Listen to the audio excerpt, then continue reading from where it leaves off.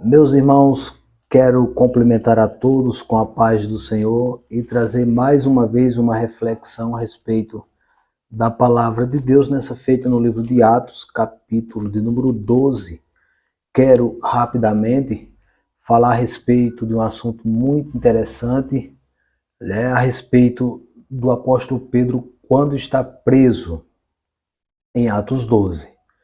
Eu acho interessante que nesse capítulo de número 12, nós poderíamos falar de três coisas que aconteceu aqui. Primeiro, Deus estava vendo as tribulações e as aflições do apóstolo Pedro, mas Deus também estava ouvindo as orações da igreja. E quando Deus estava ouvindo as orações da igreja, no capítulo 12 ainda vemos que o Senhor haveria de agir. Então, Deus estava vendo as tribulações de Pedro, capítulo, versículo 1 até o versículo de número 5. Depois Deus está vendo as orações da igreja e, por último, Deus, no final do capítulo 12, estaria agindo a favor do apóstolo Pedro. Esse apóstolo, que quando nós olhamos nas Escrituras, meus irmãos, nós vemos algo tremendo, porque Deus fez promessa aos apóstolos e a todos aqueles que crescem, mas aos apóstolos para que eles ficassem em Jerusalém até que do alto fosse revestido. O apóstolo Pedro tomou posse dessa palavra e em Atos 1 diz que ele se encontra todos reunidos esperando o que iria acontecer, o que Deus havia prometido. Então, em Atos 1 há uma espera e Pedro está esperando. Mas no capítulo 2 de Atos mostra que aqueles que esperavam receberam as promessas de Deus. E Pedro estava em Atos 2 e recebeu essas virtudes que foi o batismo com o Espírito Santo. No capítulo 3 de Atos, Pedro surge novamente. Dessa feita, Pedro e João descendo ao templo e diz que ali houve-se a primeira cura, irmãos, que ali autenticaria o ministério do apóstolo Pedro. Todos, quando olhassem para Pedro, saberia que Deus era na vida dele por conta daquele prodígio. É claro que diante de um momento como aquele, de um milagre daquele, mudaria a história de Pedro no sentido ministerial. Então, no capítulo número 4, Pedro aparece novamente para defender o nome de Cristo. E quando chegamos no capítulo de número 5, nos deixa algo muito interessante nesse capítulo 5, que Pedro vai, por que não dizer, desmascarar Ananias e Safira. Eles haviam vendido uma propriedade, irmãos, e ao vender a propriedade, eles não falaram a verdade. E Pedro vai mostrar para eles que eles não mentiram contra os apóstolos ou contra Pedro, mas contra o Senhor, contra o Espírito Santo.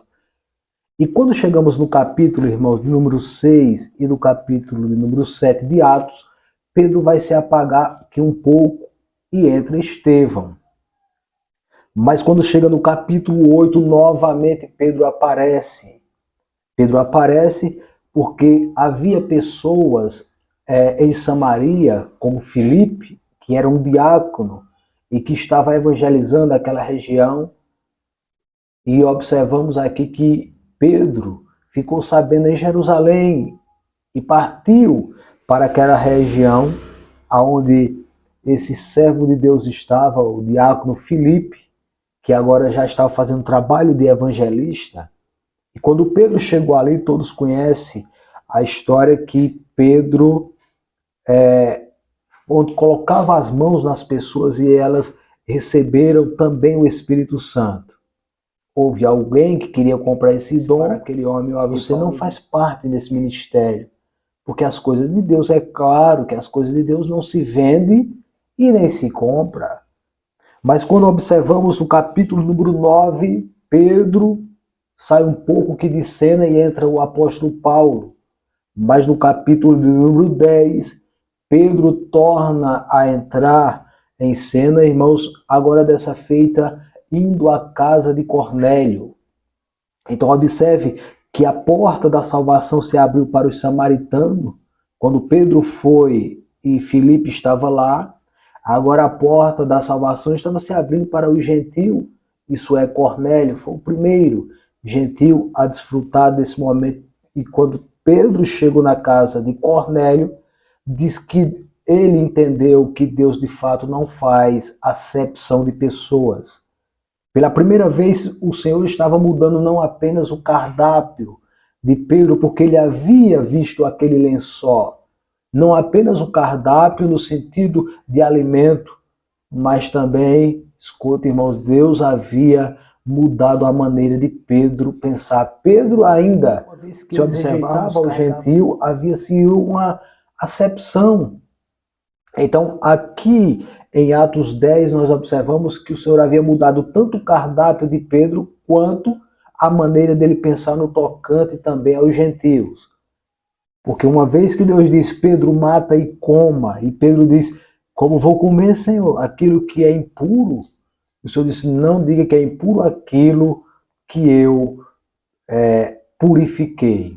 Então, observamos aqui que Pedro o seu entendimento no tocante aos gentios irá mudar nesse momento.